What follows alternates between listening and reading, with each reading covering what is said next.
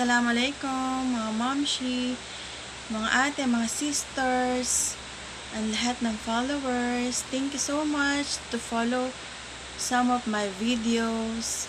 And tonight, I'm going to try to do and I'm going to try to speak my also Tagalog language and English as well. I'm trying to do tonight a spoon makeup. I will do makeup made of spoon in my eyes. Let's try to do it.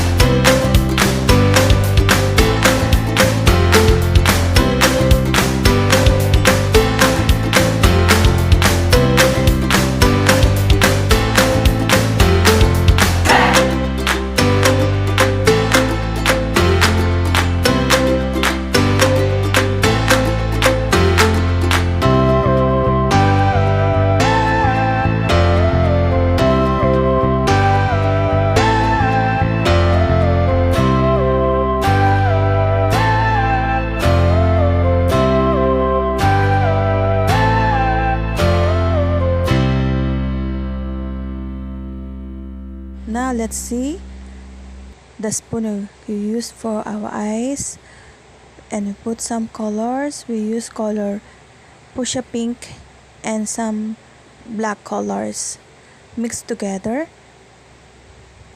Wow, it's not bad. We put also in the side of our eyes. This first time I made it. I think it's nice.